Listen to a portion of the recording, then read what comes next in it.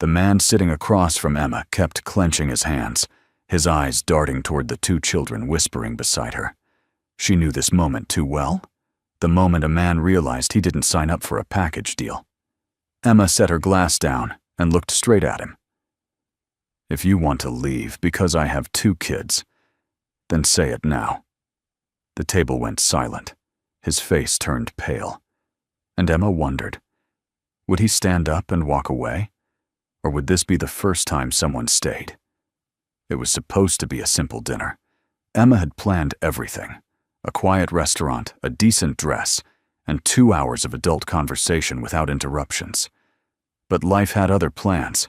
Her babysitter called 45 minutes before the date, voice thick with apologies, and something about a family emergency. Emma stood in her bedroom, phone pressed to her ear, staring at her reflection in the mirror. She had 2 choices: cancel the date or bring her kids along. After 3 years of failed attempts at dating, she was tired of canceling. So she texted Daniel the truth and hoped for the best. His reply came quickly. "No problem, see you there." 4 words. No emoji. No reassurance. Emma read the message 3 times, searching for something beneath the surface. She found nothing. Maybe that was the problem. She grabbed her purse, called for Lily and Max, and headed out the door with the familiar weight of doubt pressing against her chest. This was her life now, dragging her children into situations they never asked for, hoping strangers would see them as something other than baggage. The restaurant was a family-friendly place on the edge of town, the kind with crayons on every table and sticky menus that smelled faintly of syrup. Emma arrived 10 minutes early. She chose a booth near the window, where she could watch the parking lot and spot Daniel before he spotted her. Lily sat beside her, quiet and observant, her 7-year-old eyes already too wise for comfort. Max bounced in his seat across from them, asking questions about everything. The lights, the music, the people walking by. He was 5 and had no filter. Emma loved that about him, even when it made her nervous. Daniel walked through the door at exactly 7 o'clock. He was taller than his photos suggested, with dark hair and the kind of face that looked like it hadn't smiled in a while. He scanned the room, found Emma, and started walking toward her. Then he saw the kids. His steps slowed just enough for Emma to notice. His expression didn't change, but something behind his eyes shifted. A flicker of hesitation, maybe surprise. He recovered quickly, smiled, and slid into the seat across from her. But Emma had seen it. She always saw it. "Hey," Daniel said, his voice steady but careful. "Sorry if I'm late." Emma shook her head and told him he was right on time. She introduced Lily and Max, watching his face for any sign of retreat. Lily offered a polite hello without looking up from the menu. Max stared at Daniel with open curiosity, the way children do when they haven't yet learned to hide their thoughts. Daniel nodded at both of them, then looked back at Emma with an expression she couldn't quite read. The table fell into an awkward silence, and Emma felt the familiar tightness in her stomach. Max broke the silence first. "Are you Mom's new boyfriend?" The question hit the air like a firecracker. Emma's face flushed. She opened her mouth to apologize, to explain, but Daniel was already shaking his head. "I don't know yet," he said, his voice caught somewhere between honesty and panic. "We just met." Max considered this answer for a moment, then shrugged and returned to coloring his placemat. Lily, however, kept her eyes on Daniel. She didn't say anything, but Emma knew that look. Her daughter was evaluating, measuring, deciding whether this man was worth trusting. It was the same look she had given every man who had walked into their lives and then walked right back out. Emma tried to keep the conversation moving. She asked Daniel about his job, his hobbies, the usual first date questions that felt hollow under the circumstances. He answered politely but briefly, his eyes drifting toward the kids every few seconds. She could see him calculating, weighing the situation, trying to figure out what he had gotten himself into. It wasn't cruelty. Emma knew cruelty. This was something else. Fear, maybe. Or simply the realization that dinner with a single mother meant something very different from dinner with a woman who came alone. The memory hit her without warning. 6 months ago, she had sat at a different table with a different man. His name was Michael, and for 3 weeks, he had been perfect. He texted her good morning every day. He remembered the names of her kids even though he hadn't met them. He told her she was beautiful and meant it. Emma had started to believe that maybe, just maybe, she had found someone who could see past the complications of her life. Then came the dinner, when Michael finally met Lily and Max. Everything changed in an instant. Michael watched the kids with a smile that didn't reach his eyes. He answered their questions with one-word responses. By the time dessert arrived, Emma already knew what was coming. He walked her to her car that night and stood there with his hands in his pockets, looking at the ground. "I really like you, Emma," he said, "but I'm not ready to be a father to someone else's kids." He said it like he was doing her a favor, like honesty made the rejection easier to swallow. Emma nodded because she didn't trust her voice. She drove home in silence, while Lily stared out the window and Max fell asleep in his car seat. That night, as Emma tucked Lily into bed, her daughter looked up at her with confused eyes. "Did we do something wrong, Mom?" The question broke something inside Emma that she hadn't known was still intact. She told Lily no, of course not. It wasn't her fault. But the words felt like lies, and she wasn't sure Lily believed them. From that moment on, Emma promised herself she would never let her children feel like obstacles again. She would be upfront. She would be direct. She would give men the chance to leave before her kids had the chance to get attached. Now, sitting across from Daniel, she saw the same signs she had seen with Michael. The nervous glances, the careful distance, the way he held his body like he was ready to bolt at any moment. Lily leaned over and whispered in Emma's ear, "I don't think he likes us." The words were soft, meant only for her mother, but they cut deep. Emma looked at her daughter's face and made a decision. She was done waiting for the rejection. She was done pretending everything was fine when it clearly wasn't. If Daniel was going to leave, he was going to do it now, not 3 weeks from now when her kids had already started to hope. She set her glass down on the table with a quiet thud. Daniel looked up, startled by the sudden shift in her expression. Emma met his eyes and held them. "If you want to leave because I have 2 kids, then say it now." Her voice was calm but firm. "I'd rather know tonight than 3 weeks from now." The words hung in the air between them. Max stopped coloring. Lily turned to watch Daniel with an intensity that made him shift in his seat. The restaurant noise faded into the background, and for a moment, it was just the 4 of them suspended in silence. Daniel's face went pale. He opened his mouth, then closed it again. Emma could see the war happening behind his eyes. The part of him that wanted to run fighting against the part that wanted to stay. She had seen this battle before, and she knew how it usually ended. Men were good at making excuses. They were good at promising to call and then disappearing into the void. She braced herself for the inevitable, already preparing the words she would say to comfort her children on the drive home. But Daniel didn't stand up.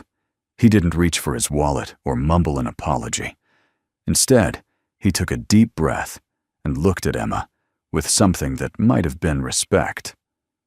"I'm not going anywhere," he said slowly. "At least, not tonight." It wasn't a promise. It wasn't a declaration of love or commitment. It was just a man admitting that he didn't have all the answers, but was willing to stay long enough to find them. Emma studied his face, searching for deception and finding none. She nodded once, a small gesture that carried more weight than words could express. Max grinned and went back to his crayons. Lily's expression softened just slightly, though her guard remained up, and Emma, for the first time in longer than she could remember, allowed herself to feel something other than dread. It wasn't hope. Not yet. But it was close enough. The rest of the dinner moved slowly. Daniel tried to make conversation, asking Emma about her work and her favorite places in town. But every sentence felt forced. He spoke like a man walking through a minefield, careful not to say the wrong thing. Emma answered his questions and asked a few of her own, but the ease she had hoped for never came. Between them sat an invisible wall built from awkwardness and unspoken fears. The kids didn't help. Max kept firing questions at Daniel like a tiny interrogator. Do you have kids? Where do you live? Do you have a dog? Will you sleep at our house? Each question made Daniel's face tighten just a little more. Daniel answered as best he could, his responses short and uncertain. Yes, he had a son. He lived about 20 minutes away. No dog, and no, he wouldn't be sleeping at their house. Max accepted these answers without judgment, but Lily remained silent throughout the meal. She picked at her food and watched Daniel with eyes that seemed far too old for a 7-year-old. Every now and then, she would lean toward Emma and whisper something too quiet for Daniel to hear. Emma would nod or shake her head, and the conversation would continue as if nothing had happened. Daniel pretended not to notice, but Emma could see it bothered him. Then the accident happened. Max reached across the table for the salt shaker and knocked over his glass of water. The liquid spilled across the table and onto Daniel's lap before anyone could react. Max's eyes went wide with fear, and he immediately looked at his mother, waiting for her to fix the situation. Emma grabbed napkins and started apologizing, her words tumbling over each other in a rush of embarrassment. She had seen this moment before. The moment when a small disaster revealed a person's true character. Some men would laugh it off, others would get angry. Most would use it as an excuse to cut the evening short. Daniel looked down at his wet pants, then back up at Max. The boy's lower lip trembled slightly, and his hands gripped the edge of the table. For a long moment, no one spoke. Then Daniel let out a small laugh and shook his head. Well, at least it's not coffee. The tension broke instantly. Max's face split into a relieved grin, and even Lily's expression softened just a fraction. Emma stopped dabbing at the table and looked at Daniel with new eyes. It was such a small thing, a simple joke in response to a child's mistake. But in that moment, it meant everything. They finished dinner without any more incidents. Daniel paid the bill despite Emma's protests, and they walked out to the parking lot together. The night air was cool, and the kids ran ahead to Emma's car while the adults lingered near the entrance. Daniel shoved his hands in his pockets and looked at Emma with a half smile. That was interesting, he said. Emma laughed, a real laugh that surprised even her. That's one word for it. They stood there for a moment, neither one sure what to say next. Finally, Daniel told her he'd like to see her again, if she was willing. Emma said yes before she could talk herself out of it. 3 weeks passed. They saw each other 4 more times, twice for coffee while the kids were at school, once for a movie, and once for a walk in the park where Lily and Max tagged along. Each meeting felt a little easier than the last. Daniel began to relax around the children, asking them questions about school and their favorite cartoons. Max warmed up to him quickly, chattering about dinosaurs and superheroes without any of his earlier suspicion. Lily took longer. She answered Daniel's questions politely, but never volunteered information. She watched him the way a cat watches a stranger in its territory, alert, cautious, ready to run at the first sign of danger. Emma noticed small changes in Daniel during those weeks. He started remembering details. Max's favorite ice cream flavor, the name of Lily's stuffed rabbit, the time Emma's lunch break ended. He texted her good morning most days and called her at night after the kids went to bed. They talked about everything and nothing, the kind of conversations that build bridges between 2 guarded hearts.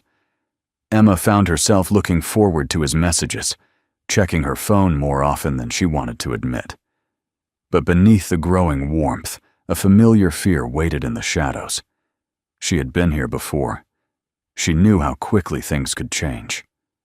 One evening, after Emma put the kids to bed, she and Daniel sat on her porch with glasses of wine.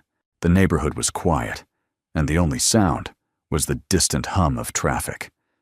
They had been talking about work, about dreams they had abandoned, about the small disappointments that pile up over the years. Then Emma asked the question she had been holding back for weeks. "You have a son, don't you?" "Lucas." Daniel's hand froze halfway to his glass. He looked at her with surprise and something else, something that looked like shame. Emma explained that she had done some research. She wasn't proud of it, but she needed to know who she was letting into her children's lives. Daniel set his glass down and stared at the wooden boards beneath his feet. He told her about Lucas, his 6-year-old boy who lived with his ex-wife across town. The divorce had happened 4 years ago, and it was his fault. He had worked too much, traveled too often, and by the time he realized what he was losing, it was already gone. His wife got primary custody, and Daniel got weekends. But even those weekends felt hollow. Lucas barely knew him, treated him more like a distant uncle than a father. Daniel said he understood why. He had earned that distance through years of absence. Emma listened without interrupting. She had expected excuses, justifications, the kind of defensive explanations men usually gave when confronted with their failures. But Daniel offered none of that.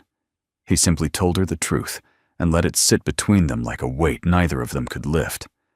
When he finished, he looked at Emma with eyes full of something she hadn't seen before.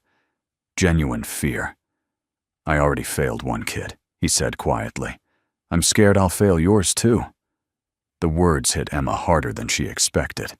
This wasn't the fear of commitment she had encountered in other men. This wasn't selfishness dressed up as honesty. This was a man who understood the cost of his mistakes and was terrified of repeating them. Emma reached over and touched his hand. She told him that everyone fails sometimes. The question isn't whether you'll make mistakes. It's whether you'll keep trying anyway. Daniel nodded slowly, but she could see he wasn't entirely convinced. Still, something shifted between them that night. The conversation moved from the careful territory of new relationships into something deeper and more honest. Emma realized she was no longer just evaluating Daniel as a potential partner. She was starting to see him as a person, flawed, afraid, but trying. It was more than she could say for most of the men she had dated since her divorce. The weeks continued to pass. Daniel became a regular presence in their lives, showing up for Saturday breakfasts and Sunday afternoon movies. Max started calling him Danny, a nickname that made Daniel smile every time he heard it. He taught Max how to throw a football in the backyard and let the boy climb on his shoulders to reach the high branches of the oak tree. Lily remained more reserved, but even she began to thaw. She showed Daniel her drawings one afternoon, explaining each one in careful detail, while he listened with genuine interest. Emma watched these moments from the kitchen window, her heart caught between joy and terror. One night, Lily came into Emma's room after her bath, her hair still damp, and her rabbit tucked under her arm. She climbed onto the bed and sat cross-legged, looking at her mother with serious eyes. "Mom, is Daniel going to be our new dad?" The question knocked the breath out of Emma's lungs. She had been waiting for it, dreading it, hoping it would never come. She told Lily that she didn't know yet, that these things take time. But Lily just nodded like she had already figured that out for herself. "I hope he stays," she said softly. "He's nice." Then she slid off the bed and went to her room, leaving Emma alone with the weight of her daughter's hope. That night, Emma couldn't sleep. She lay in bed staring at the ceiling, her mind racing through every possible outcome. Her children were getting attached. They were starting to love Daniel, to count on him being there. And if he left, when he left, it wouldn't just be her heart that broke. It would be theirs. She remembered Lily's face the night Michael walked away, the confusion and hurt that no amount of explanation could erase. She had sworn she would never put her children through that again. Yet here she was, letting another man into their lives, letting them believe in something that might disappear at any moment. Emma started pulling back. She canceled a dinner date, claiming she had too much work. She kept conversations short and avoided making plans for the future. When Daniel suggested a weekend trip to the beach with all the kids, she said she'd think about it, and never brought it up again. Daniel noticed the change. He asked if everything was okay, if he had done something wrong. Emma told him everything was fine, just busy, just tired. But the excuses sounded hollow even to her own ears, and she could see the confusion growing in Daniel's eyes. The confrontation came on a Thursday evening. Daniel showed up at her door unannounced, his face tight with frustration. The kids were at their grandmother's house for the night, and Emma had been planning a quiet evening alone. She let him in because she didn't know how to turn him away. They stood in her living room, the space between them charged with unspoken tension. Daniel asked her directly what was going on. He said he felt like she was pushing him away, and he deserved to know why. Emma tried to deflect, tried to change the subject, but Daniel wouldn't let her. Finally, something inside Emma broke. The words came pouring out before she could stop them. "Because my kids are starting to love you," she said, her voice cracking despite her efforts to stay calm. "And if you leave, it won't just break my heart. It will break theirs. So if you're not sure, if there's any part of you that wants to run, do it now. Not later. Not after they've called you Dad. Now." The room fell silent. Emma could hear her own heartbeat pounding in her ears. She had laid everything bare, exposed her deepest fear to the one person who had the power to confirm it. Daniel stood there, his mouth slightly open, searching for words that wouldn't come. Emma watched him struggle and felt the last fragile thread of hope begin to fray. She had seen this before, the moment when reality crashes into fantasy and fantasy loses. Men always had reasons. They always had excuses. They always found ways to make their exit seem reasonable, even kind.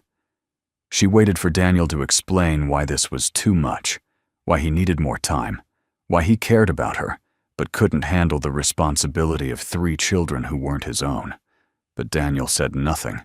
The silence stretched between them, growing heavier with each passing second. Emma felt her chest tighten as the truth became clear. His silence was the answer. His inability to speak was the confession she had been dreading. She nodded slowly, more to herself than to him, accepting what she had known all along. "I think you should go," she said quietly. Her voice was steady now, drained of emotion. Daniel opened his mouth as if to protest, but no words came out. He looked at her one last time, his eyes filled with something that might have been regret. Then he turned and walked out the door, closing it softly behind him. Emma stood alone in her living room, listening to the sound of his car starting in the driveway. She didn't cry. She didn't scream. She simply stood there, feeling the familiar emptiness settle back into place. She had been right to be afraid. She had been right not to hope. And now she had to figure out how to explain to her children that Danny wasn't coming back. Emma didn't move for a long time after Daniel left. She stood in the middle of her living room, listening to the silence that had become so familiar over the years. The house felt emptier than usual, as if Daniel's departure had taken something with him that she couldn't name. She walked to the window and watched his taillights disappear around the corner. Then she turned off the lights and sat on the couch in the darkness, letting the weight of the evening settle over her like a heavy blanket. She had done the right thing. She had protected her children. So why did it feel like she had lost something precious?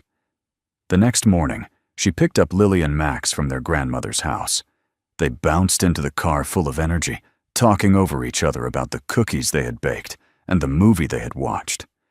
Emma smiled and nodded at all the right moments, but her mind was elsewhere. She kept rehearsing the words she would need to say when they asked about Daniel. It didn't take long. They were barely 5 minutes from home when Max piped up from the back seat. "Is Danny coming over today?" Emma gripped the steering wheel tighter and told him that Danny had to go home. Max accepted this without question, already distracted by something outside the window. But Lily was quiet. Emma glanced in the rearview mirror and saw her daughter watching her with knowing eyes. That night, after the kids were asleep, Emma finally let herself cry. She sat on the edge of her bed with her face in her hands, tears streaming through her fingers. She cried for Daniel, for herself, for the hope she had allowed to grow, despite every warning sign. She cried for Lily, who had started to believe that maybe this time would be different. And she cried for Max, who had given Danny a nickname and wouldn't understand why the man with the kind laugh had stopped coming around. When the tears finally stopped, Emma felt hollow. She had been right not to hope. That was the only thought that brought any comfort. Daniel drove home with his hands tight on the wheel and his mind in chaos. Emma's words echoed in his head, repeating themselves over and over until they lost all meaning and then found it again. She had asked him to choose, and he had frozen. He had stood there like a coward, unable to give her the answer she needed. The worst part was that he didn't even know what he wanted to say. Part of him wanted to stay. Part of him wanted to run. And the part that won was the part that said nothing at all. He had walked out of her house and driven away, leaving behind 3 people who had started to count on him. The drive took 20 minutes, but it felt like hours. Daniel pulled into his driveway and sat in the car for a long time, staring at the dark windows of his empty house. He thought about Lucas, his son who lived across town with a woman who had once been his wife. He thought about all the weekends he had missed, all the school plays he had skipped, all the bedtime stories he had never read. He had told himself it was because of work, because of circumstances, because of things beyond his control. But the truth was simpler and harder to accept. He had been afraid of failing, afraid of not being enough. And that fear had cost him everything. Daniel finally went inside and turned on the lights. The house was quiet and clean, the kind of clean that comes from not having children around. He walked past the kitchen and into the living room, where a single photograph sat on the bookshelf. It was Lucas at 2 years old, grinning at the camera with a toothless smile. Daniel picked up the frame and stared at his son's face. He remembered the day the photo was taken, a Sunday afternoon at the zoo, one of the last good days before everything fell apart. Lucas had been so happy, so full of trust. He had believed his father would always be there, and Daniel had let him down. The realization hit him like a punch to the chest. He was doing it again. He was running away from people who needed him because he was scared of not being perfect. He had stood in Emma's living room and said nothing because silence felt safer than commitment. But silence wasn't safe. Silence was just another form of abandonment. Emma had asked him a simple question. Was he going to stay, or was he going to run? And by walking out that door, he had given her an answer he didn't even mean. The question wasn't whether he was good enough. The question was whether he was brave enough to try. 2 days passed. Emma went through the motions of her life, making breakfast, driving the kids to school, sitting through meetings at work. She smiled when she was supposed to smile and laughed when she was supposed to laugh. But inside, she felt numb. Lily asked about Daniel once more, and Emma gave her the same answer. He had to go home. Lily nodded and didn't ask again, but Emma could see the disappointment in her daughter's eyes. It was the same look she had worn after Michael left. Emma hated herself for putting it there again. On Saturday afternoon, Emma was in the kitchen making sandwiches when the doorbell rang. Lily ran to answer it before Emma could stop her. She heard her daughter's voice, surprised and uncertain, followed by a deeper voice she recognized instantly. Emma wiped her hands on a towel and walked to the front door. Daniel stood on her porch, his hands shoved in his pockets, and his expression somewhere between nervous and determined. But he wasn't alone. Beside him stood a small boy, with dark hair and wide eyes, clutching a stuffed dinosaur to his chest. Emma looked from Daniel to the child, and back again. her mind struggling to process what she was seeing. Daniel spoke first. "I spent 2 days thinking about what you said. And you're right, I was scared. I'm still scared." He took a breath and continued. "But I realized something. I'm more scared of leaving than staying. I don't want to be the guy who runs, not anymore." Emma didn't respond. She couldn't find the words. Daniel gestured to the boy beside him. "This is Lucas, my son. I wanted you to meet him because if we're doing this, we're doing it right. All of us." Lucas looked up at Emma with shy curiosity, then glanced past her to where Lily stood watching from the hallway. Max appeared behind his sister, his eyes lighting up when he saw Daniel. "Danny!" He pushed past Lily and ran to give Daniel a hug around the legs. Daniel laughed and ruffled the boy's hair. Then Max noticed Lucas and his dinosaur. "Do you like dinosaurs?" he asked immediately. Lucas nodded, still too shy to speak. Max grinned and grabbed his hand. "I have a T-Rex in my room. Come on." The two boys disappeared into the house, leaving the adults and Lily standing at the door. Lily looked at Daniel for a long moment, then at her mother. Something passed between mother and daughter, an unspoken question and an equally silent answer. Lily turned and followed the boys inside. Emma stepped onto the porch and pulled the door partially closed behind her. She and Daniel stood facing each other, close enough to touch, but neither one reaching out. Emma searched his face for signs of doubt, for the hesitation she had seen so many times before. She found fear there, yes, but she also found something else. Resolve. Daniel wasn't pretending to have all the answers. He wasn't making grand promises he couldn't keep. He was simply standing in front of her, showing her that he had chosen to come back.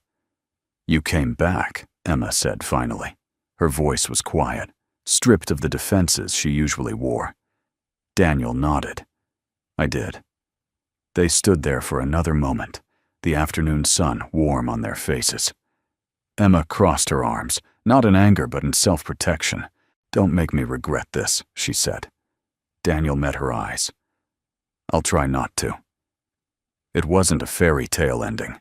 There were no tears of joy, no dramatic embrace, just two people who had been broken by life, choosing to take a chance on each other, despite everything they had learned about disappointment. A few weeks later, on a Sunday afternoon, Emma sat on a bench at the local park and watched her family. Daniel was teaching Max how to throw a football, patiently adjusting the boy's grip and cheering every time the ball went more than a few feet. Lucas and Lily sat on a blanket nearby, drawing pictures with colored pencils. Lucas was showing Lily how to draw a dinosaur, and she was pretending to be impressed, even though Emma suspected she could draw better. The sun was warm, the sky was clear, and for the first time in years, Emma felt something she had almost forgotten how to feel. Peace. She thought about everything that had led to this moment. The failed dates, the broken promises, the nights spent crying alone. She thought about Michael and the way he had walked away without looking back. She thought about Daniel's silence in her living room and the 2 days she had spent believing he was gone forever. None of it had been easy. None of it had been guaranteed. But here they were, 5 people with 3 different last names, trying to build something that looked like a family. Daniel glanced over at Emma and smiled. It was a small smile, tired around the edges, but genuine. She smiled back, not the bright smile of new love, but the quieter smile of someone learning to trust again. He wasn't perfect, neither was she. They were 2 broken people with 3 kids and more baggage than any relationship should have to carry. But for the first time in years, Emma wasn't waiting for someone to leave. She was watching someone try to stay, and maybe that was enough. Maybe love didn't begin when fear ended. Maybe it began when you chose to stay, despite the fear.